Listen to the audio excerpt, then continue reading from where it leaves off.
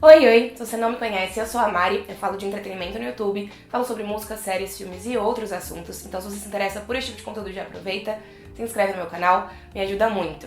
Nesse vídeo a gente vai conversar sobre o início da segunda temporada de Gossip Girl da HBO Max. Então os dois primeiros episódios da segunda temporada foram lançados no dia 1º de dezembro e nessa data estava acontecendo a CCXP, a Comic Con brasileira. E eu estava em São Paulo por conta desse evento e por conta de algumas outras coisas que eu acabei fazendo por lá também. E aí eu não tive como gravar vídeo pra vocês, porque foram 4 dias e meio de evento, uma correria, muitas coisas pra fazer, passei o dia inteiro fora, vários dias, né? Então eu só consegui assistir aos episódios depois. E aí na última quinta-feira, o terceiro episódio foi liberado na HBO Max da temporada e eu tava também me organizando pra voltar pra casa. Então eu decidi que eu ia assistir aos 3 episódios, preparar um roteiro e compartilhar com vocês nesse vídeo aqui as minhas primeiras impressões com spoilers do início da temporada. E aí eu quero saber também quais foram as impressões e opiniões de vocês. Vocês podem deixar nos comentários. No final desse vídeo a gente conversa sobre futuros vídeos sobre a temporada, tá bom? Então fiquem até o final se vocês quiserem saber quais são os meus planos em relação a isso. Vamos ao que interessa? Mas antes eu queria mostrar pra vocês a camiseta que eu comprei na CCXP, da Blair Waldorf. Eu achei essa camiseta lá numa loja vendendo, eu achei linda a camiseta e eu comprei e falei, vou usar pra gravar o vídeo de primeiras impressões da segunda temporada de Gossip Girl no canal. Enfim, só queria mostrar mesmo porque eu achei ela muito bonita. Vamos falar sobre os 3 episódios que foram lançados na segunda temporada da série. Eu não vou falar individualmente sobre cada episódio, eu vou falar sobre cada núcleo e vou comentando os acontecimentos de cada um dos episódios meio misturado, tá bem? Então, cada um dos 3 episódios teve, de certa forma, um evento principal acontecendo, que é o que Gossip Girl tem feito, né?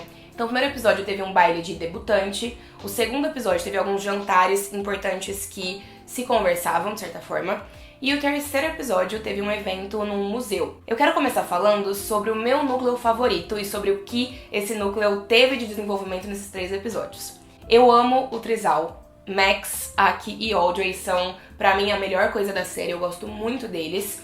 E eu tava muito animada pra ver o que a série faria com eles, porque na primeira temporada a gente viu a Audrey e o Aki num relacionamento ali de anos e descobrindo que talvez eles tivessem um interesse num outro tipo de relacionamento que envolvia o Max. E aí é assim mais ou menos que a segunda temporada começa. E eu acho que a série tenta criar uma discussão super válida aqui em relação a Audrey e ao Aki, que envolve o fato deles sempre terem estado num relacionamento heteronormativo, monogâmico, tradicional, e de repente precisarem entender que agora eles estão num outro tipo de relacionamento.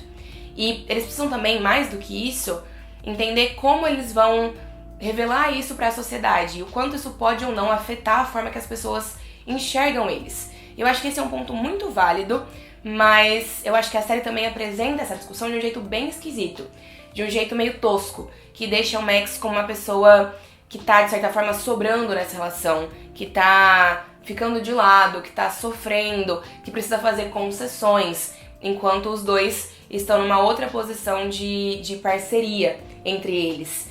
E eu não gosto muito disso. A Audrey e o Aki passam pelo episódio inteiro tentando despistar o Max, que quer assumir o relacionamento deles pra todo mundo. Então eles ficam fazendo planos, estratégias pelas costas do Max, ao invés de realmente, talvez, conversar com ele. E aí também no final do episódio, quando essa conversa acontece, o Max fala, ah não, beleza, eu vou respeitar o tempo de vocês. A gente começa então o segundo episódio com a Audrey e o Aki forçando o Max a ficar com várias outras pessoas pra manter a imagem que ele tem de pegador e de, enfim, pessoa que tá solteira e livre pra fazer várias coisas e que faz muito isso, né? Porque era a reputação que o Max, de certa forma, tinha a zelar. Mas ele não tá feliz com isso, ele não quer ficar com outras pessoas, ele tá apaixonado pelos dois, então pra ele isso é muito difícil. De novo, o Max fica numa posição de pessoa que tá num relacionamento, de certa forma, tóxico e que fica ali sobrando e comendo pelas beiradas. Então eu não gosto de como a série constrói isso. Apesar de tudo isso, no final do segundo episódio, os 3 resolvem as coisas, né? Porque a Audrey e o Aki decidem assumir esse relacionamento num jantar que tá acontecendo ali na casa dos pais do Max e que tem uma senhora extremamente conservadora, branca, heteronormativa, ditando umas regras ali. E é nesse momento em que a Audrey e o Aki falam, não, quer saber de uma coisa? Não vai colocar o Max numa situação desconfortável, não vai falar mal do Max na nossa frente, porque ele é uma ótima pessoa, ele é um ótimo namorado pra nós dois. E aí é assim que eles revelam essa informação, né, e revelam isso pro mundo através das redes sociais e também através da Gossip Girl. E aí a dinâmica deles no terceiro episódio, por outro lado, vai por um caminho que eu já acho um pouco mais legal, que é o fato de que o Max, agora que ele tá num relacionamento, deixou de ter um apelo pras outras pessoas. Então antes ele conseguia muitos privilégios, muitos mimos, muitas regalias por ser solteiro e as pessoas sempre terem um interesse de acabar ficando com ele, e agora ele tá comprometido, então essa dinâmica mudou, né? Então ele tá sofrendo no terceiro episódio por conta disso, tentando encontrar uma forma de recuperar, de certa forma, o seu lugar. Eu ainda tenho alguns pequenos comentários referentes a essa história toda. Acho que no primeiro episódio tem uma conversa muito legal, 2 momentos de conversa muito legais entre o Max e a Luna. Eu adoro essa amizade. A Luna é uma das minhas personagens favoritas também, e eu sinto muito que ela ainda não tenha tido um espaço dela pra brilhar, um espaço dela de destaque. Eu acho que dos personagens principais, ela é quem acaba ficando mais de lado, mais de coadjuvante, né? Ela tá ali o tempo todo apoiando a Julian, ajudando a Julian, às vezes ajudando o Max e outras pessoas, mas ela ainda não tem um enredo que é dela. E eu sinto muito a falta dela, né? Inclusive, no terceiro episódio ela pouco aparece, então enquanto todo o evento tá acontecendo e o caos tá instaurado no terceiro episódio, ela não aparece, ela só aparece depois. E eu senti falta dela, espero que ela tenha um arco narrativo pra ela ao longo da temporada também.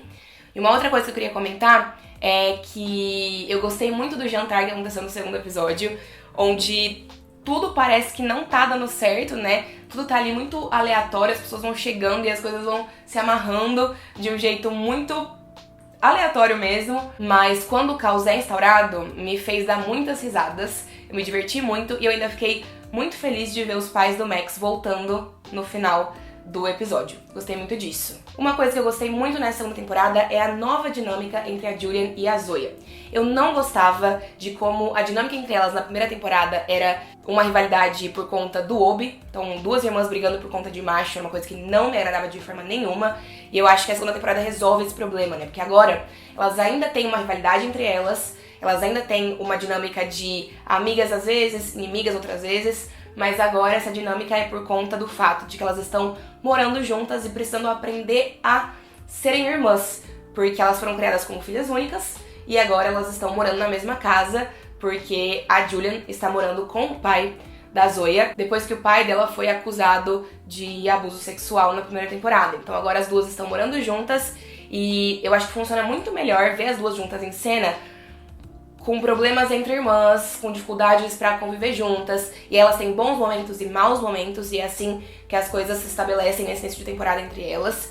E aí isso abre espaço pra uma nova rivalidade ser formada. Então acho que a série ela tá muito focada em recriar a rivalidade icônica que existiu entre a Blair e a Serena na Gossip Girl original, que era uma rivalidade muito específica e muito especial, eu diria até, porque elas eram rivais, mas acima de tudo elas eram melhores amigas. Então essa rivalidade entre elas, na série original, tinha muitas camadas, e por isso funcionava tão bem.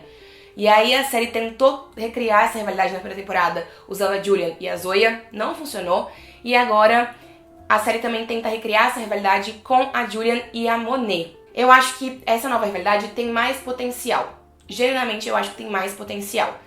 Eu não compro 100% como essa rivalidade surgiu, porque eu acho que ela veio muito do nada, muito jogada na história, mas eu acho que eu gosto da forma como as coisas estão sendo construídas, né?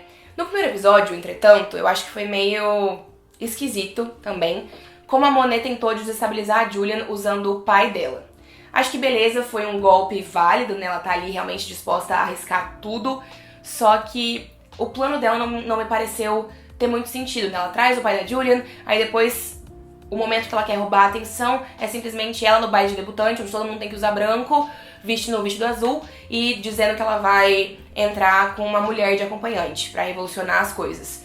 E aí, a partir disso, o surto acontece, tem ali uma briga e uma batendo na outra, e eu simplesmente não gostei desse caos. Inclusive, isso se repete de certa forma no episódio 3, porque o caos do evento também culmina com a Julian e a Monet batendo ali, empurrando a outra menina, que é amiga da Gracie, que aparece, depois a gente vai falar sobre ela. Mas eu não consigo entender por que a série acha que caos, que construir caos, necessariamente precisa de empurrões e brigas e puxões de cabelo aleatórios e sem classe nenhuma. Então, essa parte não me convence muito, mas eu acho que a série tem trabalhado bem ali a relação da Julian e da Monet, né? E a Monet tá insistindo que ela precisa que a Julian revide, né? Ela precisa da Julian brigando contra ela pra que ela realmente conquiste o seu lugar no topo e o seu lugar como rainha. No segundo episódio ela cria ali novas regras pro colégio, que eu também não comprei muito, porque na minha cabeça não faz muito sentido. E eu acho que as coisas poderiam ter sido feitas de uma forma mais sutil, mas eu entendo também pra onde a série quer ir. E eu entendo que o objetivo da série é levar a Julian ao abismo até um ponto que ela precise realmente abandonar essa ideia de boazinha e de pessoa que não quer se envolver com drama e com brigas. E ela mais ou menos faz isso no segundo episódio e também no terceiro. No terceiro, inclusive, a Monet e a Julian são colocadas juntas, né? Elas passam a trabalhar juntas. E elas percebem que talvez elas sejam melhores juntas e que tem espaço pra todo mundo. Mas elas gravando esse vídeo aí também não me convenceu. Achei muito politicamente correto. E a série precisa entender que Gossip Girl nunca foi politicamente correta. E é difícil reproduzir o sucesso que a série teve tentando ser politicamente correto. Apesar de que com certeza tem espaço pra inovação, tem espaço pra mudança, tem muita coisa problemática na série original que não precisa ser reproduzida. E o terceiro episódio também acaba mais ou menos ali com a Luna conversando com a Julian sobre uma forma de realmente recuperar a influência que a Julian tinha e que ela tinha até antes, né, da primeira temporada começar e a gente nunca viu de fato em curso. E eu acho que apesar da Monet e da Julian terem feito as pazes e estarem num bom lugar, isso não vai durar muito. Esse momento de calmaria não vai durar muito e logo a gente vai ver as duas realmente se tornando grandes rivais. E eu acho que quando isso acontecer, a série pode encontrar um bom lugar ali pra trabalhar. E eu gosto de ver a Monet nessa segunda temporada tendo muito mais destaque do que ela teve na primeira temporada. Como eu disse, só falta a Luna ir pelo mesmo caminho em breve também. Mas eu gosto de como a Luna é leal às suas amizades, leal a Julian, e eu também espero que isso não mude. Falando em Julian e Monet, no terceiro episódio as duas tentam se aproximar da Gracie, que é a atual namorada do Obi, que a gente conheceu no final da temporada passada. E a Julian tenta se aproximar porque ela quer voltar a ter uma amizade, uma boa relação com o Obi, e a Monet se aproxima porque ela quer ter uma relação com uma amiga da Gracie. Ela quer se envolver romanticamente com essa amiga da Gracie, que se chama Terry, se eu não me engano. E aí, quando isso acontece, né, quando a Monet é apresentada a essa amiga, ela descobre que essa amiga, na verdade, faz queerbaiting. Que essa amiga finge ser lésbica, porque isso traz mais visibilidade pra ela, mas na verdade ela é hétero e tem um namorado. E eu achei bem interessante que a Monet realmente colocou ali um limite, né? Ela tá ali desmoralizando todo mundo, humilhando todo mundo e fazendo o que for preciso pra conseguir ter sucesso e fama, mas essa amiga da Gracie entrou num lugar, tocou num lugar que dói na Monet, né? Que é essa sexualidade de fachada, porque a Monet é lésbica e tem orgulho da sua sexualidade, então pra ela isso foi uma questão muito delicada e foi uma forma também de trazer uma humanização pra personagem, né? Ela não tem escrúpulos, mas também depende. Também tem uma linha ali que pra ela não merece, não pode ser cruzada, e eu achei interessante. E aí teve uma conversa entre a Monet e essa amiga da Gracie sobre a Gracie, que já deu um indício pra gente de que a Gracie não era tão boazinha e tão perfeita como ela parecia ser. Porque toda a história dela com o Obi parecia extremamente entediante. O Obi é um personagem difícil, né? Porque na maior parte do tempo eu não gosto dele e ninguém gosta dele. Tanto é que no primeiro episódio ele não apareceu e ele nem fez falta. Mas aí no segundo episódio ele já aparece, ele quer distância dos amigos, ele quer focar na namorada, ele não quer mais participar de caos e drama. E claramente tinha alguma coisa ali estranha, né? E a gente percebe isso no terceiro episódio. Porque a amiga da Gracie, que a Monet tá se envolvendo e conversando, dá a entender que a Gracie não é tão boazinha quanto ela tá parecendo pra esses amigos do Obi.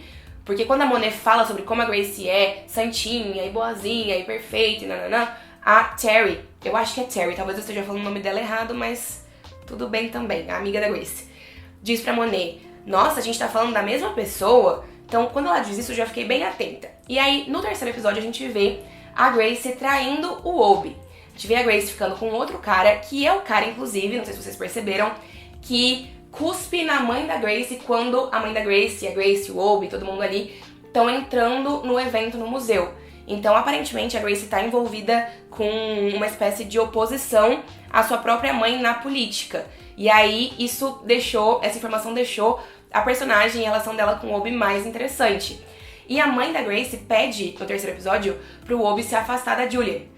Pede pra ele se afastar de um amigo e escolhe ali a Julian. Ficou meio jogado isso também, mas tudo bem. E aí o Obi não tá mais olhando na cara da Julian. E isso não deve durar, porque as coisas devem ser desmascaradas em breve. E eu vou confessar pra vocês que apesar dos apesares, eu sinto uma vibe ali entre o Obi e a Julian que me faz chipar esse casal um pouco. Eu sei que talvez seja problemático, mas é isso. Às vezes é sobre isso. No mais, a gente tem dois núcleos que acabam não se entrosando tão bem com o restante das narrativas.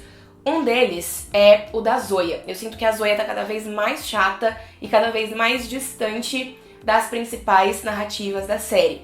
Ela tá ali com aquela amiga dela, a Shen, as duas estão juntas o tempo todo, e todos os núcleos dessa personagem na segunda temporada envolvem o pai dela, o Nick, né? Então, no início é o Nick que tá dando mais atenção pra Julian do que pra Zoya. Depois é a Zoya que tá passando muito tempo com a família da Shen, que é uma família rica, e o pai da Zoya não quer que ela se envolva com pessoas snobs, mas ao mesmo tempo ele tá em Manhattan e a filha dele estuda na escola mais elitista da cidade. E não tem como ela vai conviver com outras pessoas que não sejam essas pessoas, que não sejam pessoas desse meio, né? E aí depois a Zoe percebe que o pai também tá mentindo pra ela em relação ao trabalho, e a gente sabe que na verdade essa mentira tem a ver com o fato de que o Davis, que é o pai da Julian, está pagando as contas do Nick e das filhas, né? Da Julian e da Zoya, porque o Nick não tem dinheiro pra isso. Então agora que a Julian tá morando com ele, o Davis tá ajudando financeiramente, ele não quer que as meninas descubram. Ao mesmo tempo, ele também tá procurando um emprego e tá se envolvendo com o pai da Monet. E no final do terceiro episódio, a amiga da Zoya, a Shem, acabou de descobrir que o pai da Zoya tá envolvido com o Davis, e eu acho que é uma questão de tempo até a Zoya e a Julian descobrirem isso. Deve acontecer já aí nos próximos episódios. Por último, vamos falar sobre a Gossip Girl, sobre a Kate como Gossip Girl.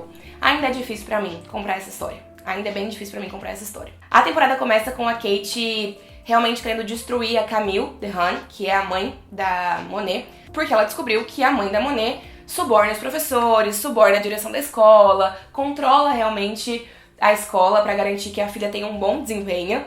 E a Kate é moralista, né? Então ela tá contra isso muito forte. E aí, no meio disso tudo, acaba chegando um novo professor na escola com o qual a Kate se envolve ali, de certa forma, né? E esse professor quer destruir as questões hierárquicas que existem na Constance. E ele quer destruir a direção, mas ele quer pegar os peixes maiores, né? Ele não quer só ter atitudes pequenas que vão só cortar o problema, mas fazer crescer outra cabeça, como se fosse uma hidra mesmo. E a Kate é contra isso, ela faz com que a diretora da escola seja demitida, mas eu sinto que nada disso é muito interessante, nada disso tá muito conectado com o resto, fica meio solto. E aí no terceiro episódio, a série decide apresentar o pai da Kate, então a gente já não gosta tanto assim de acompanhar as coisas que envolvem a Kate. E a série traz o pai dela, talvez pra trazer mais humanização pra personagem, pra encontrar uma forma de desenvolver a relação dela com esse novo professor que chegou na escola, mas não foi muito interessante na minha opinião também. Acho que não fez muita diferença no todo, né? Mas, aparentemente, a gente vai ver algo romântico acontecendo entre a Kate e o professor novo. Só que o professor novo está trabalhando pra alguém. Ele está em Manhattan de novo pra desmascarar a Gossip Girl. E aí tem uma teoria rolando na internet de que a pessoa com a qual ele tá conversando pra passar informações é a Georgina Sparks, da série original, que a gente sabe que vai voltar a aparecer na segunda temporada de Gossip Girl, que vai aparecer provavelmente com muito mais destaque na segunda temporada de Gossip Girl. E é isso. Esses são os meus comentários, essas são as minhas opiniões em relação ao que a série apresentou na sua segunda temporada até agora. E eu queria saber de vocês, o que é que vocês acharam? Me contem nos comentários. E eu quero saber também o que é que vocês acham que eu devo fazer em relação aos próximos vídeos. Pra primeira temporada eu tentei fazer análise semanal, na primeira metade da temporada eu fiz, na segunda metade os episódios foram lançados mais próximos, né, um do outro, alguns foram lançados juntos, e aí não deu pra fazer um vídeo por episódio. Mas eu tô refletindo se eu vou fazer análise semanal daqui pra frente ou não, ou se eu vou simplesmente entregar um vídeo no final da temporada. Eu confesso que eu tô mais inclinada a seguir com a segunda opção, porque daria muito trabalho fazer reviews semanais, eu já comecei tarde, já perdi as primeiras 3 semanas de hype da série, então não acho que talvez isso me gere um resultado bacana, mas eu quero entender qual vai ser a recepção de vocês em relação a esse vídeo também, antes de tomar uma decisão. tá bom? Então me contem se vocês gostariam de ver vídeos semanais ou se um vídeo no final da temporada faz sentido pra vocês, porque eu acho que vai ser isso que vai acabar acontecendo, tá bom? Obrigada por terem me assistido, deixem um joinha no vídeo, se inscrevam no canal e compartilhem esse vídeo nas redes sociais de vocês também, porque me ajuda muito. Um beijo grande e até a próxima!